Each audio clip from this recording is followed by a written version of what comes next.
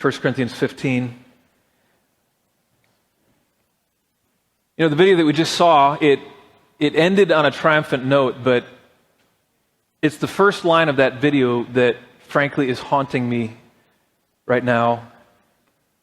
It said something to the effect that if Christ is not raised, then the church is a community of fools. And I put on a pretty good face earlier, but to be honest, I feel a little foolish right now. Because all week long I've been looking forward to Easter. I've been busily preparing a sermon on the resurrection of Jesus. And then last night I was looking at news online and I saw an article. It was actually a New York Times article. And the title of this article caught my eye. The title is this: Jesus' Bones Discovered. This isn't a joke. This is serious. Let me read this to you. Israeli archaeologists have discovered what they believe to be the bones of Jesus of Nazareth. While excavating a site just south of Jerusalem, a research team sponsored by the University of Jerusalem uncovered a tomb resembling the one described in the Gospel accounts. Covered by a large stone, this tomb still bore the impress of what appeared to be the traditional seal of first century Roman sentries. After excavating the area, the team of archaeologists carefully breached the tomb's entrance and discovered a well-preserved skeleton lying on a stone shelf within. At the head of the skeleton, lay brittle pieces of what appeared to once have been a crown of thorns like the one described in the biblical accounts. The deep punctures in the wrist and foot bones were also consistent with the tortures of Roman crucifixion. In addition, the rib cage and spinal column appeared to have been pierced, as was the case with Jesus, whose side was stabbed by a Roman guard to ensure his death. The discovery was actually made in November of last year.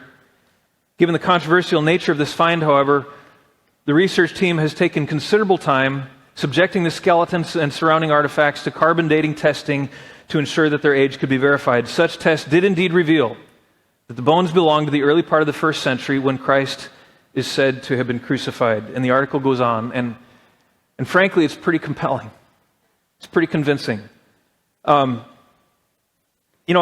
I've consistently said to you as your pastor that we dare not just check our brains in at the door as Christians. God doesn't expect us to do that. God doesn't ask us to make some blind leap of faith. He doesn't expect us to believe things that are contrary to the evidence, and there's pretty compelling evidence here, right? And my intent this morning was to talk to you about the evidence for the resurrection, but if I'm going to be intellectually honest as your pastor, I've got to deal and acknowledge this evidence here, because it is compelling. It is convincing. You read this, it's compelling, and frankly, it contradicts everything I've believed all my life. It contradicts everything I've taught you for years.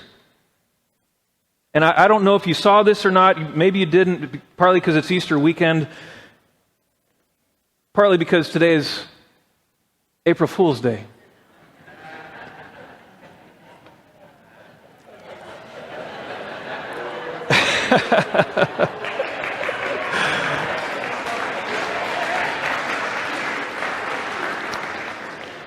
April Fools. I had some of you worried there.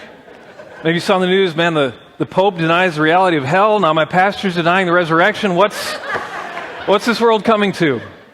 Well, have no fear. I'm still with you, okay? And my apologies to the New York Times. That was completely made up. None of that was true, of course. But what if it were? What if it were? What if Jesus were still dead? I think it's a fair question to ask.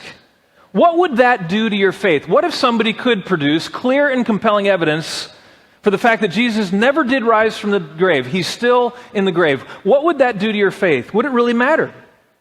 I mean, after all, countless other religions have spiritual leaders who died and left behind a rich legacy and influence that lingers on.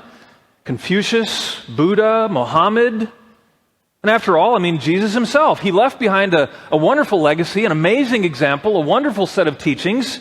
He died, yes, but he died for our sins. So does it really matter whether or not Jesus rose from the grave? Is his resurrection really that vital to our Christian faith?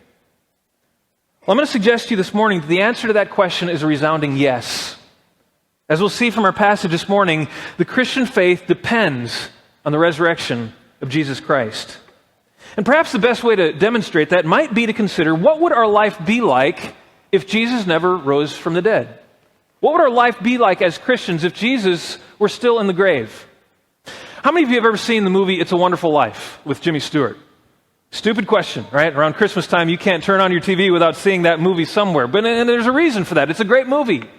And in that movie, Jimmy Stewart, who plays George Bailey, that character, through no fault of his own, he's facing financial ruin.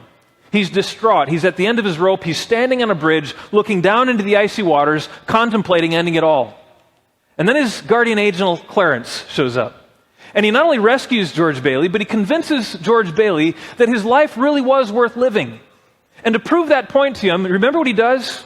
He transports George Bailey into a hypothetical world in which George Bailey had never been born, to show him the far-reaching impacts, the positive impacts of his life. Now, in a sense, that's what the Apostle Paul does for us in this passage. He transports us into a hypothetical world in which Christ never really did rise from the grave. And he does that to show us the far-reaching impact of that scenario. What would that mean for us as Christians?